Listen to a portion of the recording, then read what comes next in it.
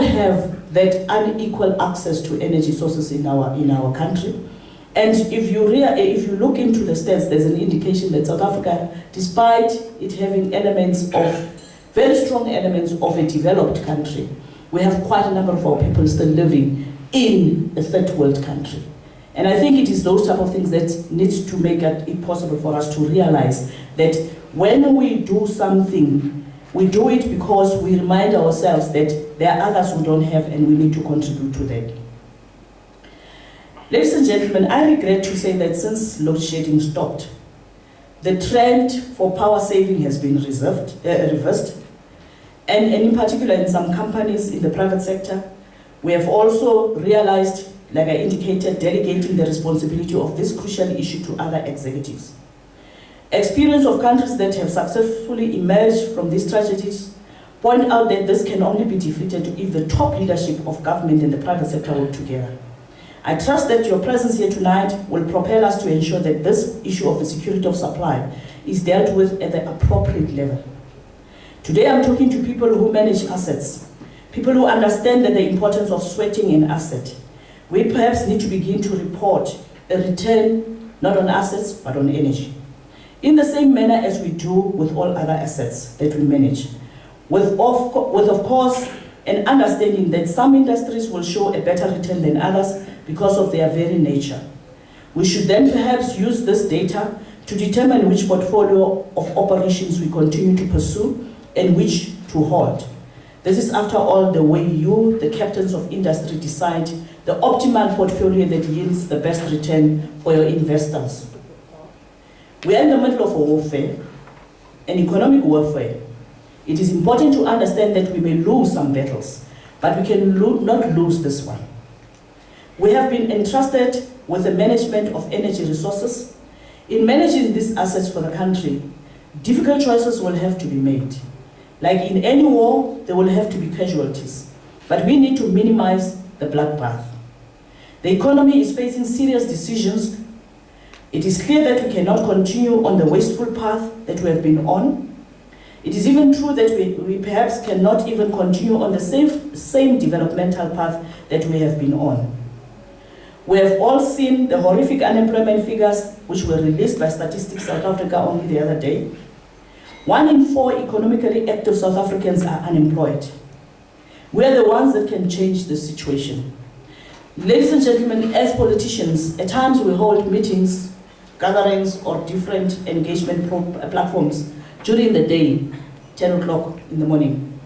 And sometimes when you get there, you find thousands of people. What goes through our minds is not being very excited to see the number of people that respond to your call.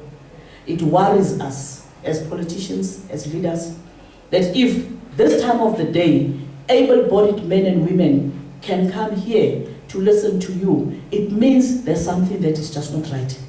These people are not economically active or gainfully employed anyway. It means that the time that they have, they can only devote to come to listen to you.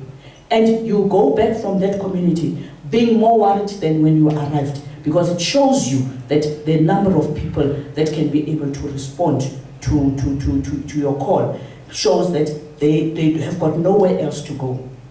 I'm saying this because in most instances you don't find children there. Children are in schools because we've got a policy. Even a child of the poorest of the poor cannot be kept out of school because the parents are poor, or cannot be kept out of school because the parents are unemployed. The people we see there are people who will tell you when they have an opportunity to raise a statement or a question that I'm a matriculant. Others would say, I have got a diploma, I've got a degree, but I've been looking for a job since the time I completed my studies. And at times you ask yourself, are we training more and more of our young people into oblivion? Because we train them and they've got nothing to do after being trained. So it is important that we also do an investigation of whether we train people in the right skills that are needed in the country, or do we just train people because some of the companies have got access to bursaries that they train people, and then they train people that they are not going to employ. So they also create more of the challenges that we have. So we're also saying it is important that we look at what can be done to make it possible that we can really reduce the number of people who are unemployed. We all know that an economy will not grow without energy, but that does not mean inefficient use of energy. We all know that the next few years are going to be challenging. As we build new capacity to supply the much needed electricity, we need to use what we got optimally.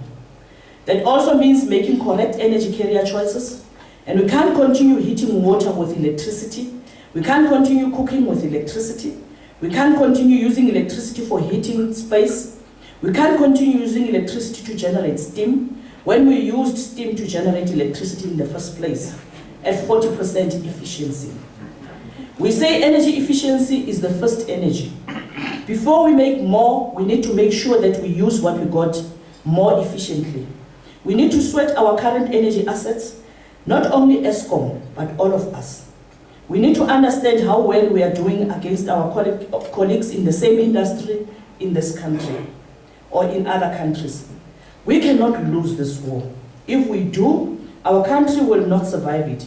Without economic growth, we will lose the war on crime. Without economic growth, we'll lose the war on poverty. Without economic growth, we'll lose the war on AIDS. We cannot lose this war. It is only when we join hands to ensure sustainable supply through, firstly, efficient use of what we got, and finally, adding appropriate new supply that we can survive as a nation. Last year, when I met with a delegation of the National Business Initiative led by the CEO that I indicated earlier on, I was particularly encouraged to hear about the commitment of the industry and progress that has been made with regard to energy efficiency and demand-side management. It is particularly crucial that this was based on the commitments made through the Energy Efficiency Accord, a voluntary initiative which has taken the country so far.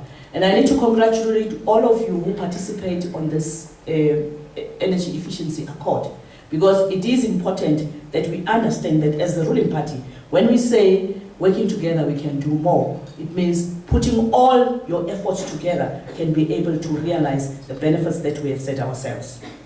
When I perused the report of the Energy Efficiency Accord, I've come to appreciate the depth of the commitment and the progress we've made in this program. This accord took place against the backdrop of the absence of even the most basic of the building blocks of enforcement legislation on energy efficiency. It was a period when it was clear to the government that unless a voluntary accord was signed, we are inescapably headed for trouble, as what we had hitherto taken for granted, that is, access capacity of our electricity supply, was dangerously running out. Through our presence here tonight and working together with industry, we are once again given the opportunity to relive the spirit that drove the original decision to come up with the accord. The situation with regard to electricity supply is as precarious now as it was when the original accord was signed. In fact, ladies and gentlemen, our president, when speaking last week during the launch of the solar water heating program in Winterfeld, said, and I want to quote, "We have enjoyed over 13 years of democracy without any risk of electricity supply failure. It became natural for people to use electric heaters, stoves, kettles, and geysers, resulting in South Africa becoming one of the highest electricity users per capita in the world. We took energy for granted," close quotes. Given the electricity supply disruption of 2007 and 2008, which caused in the main the inability of our utility company, ESCOM, to meet the electricity demand countrywide, we are, through our presence tonight,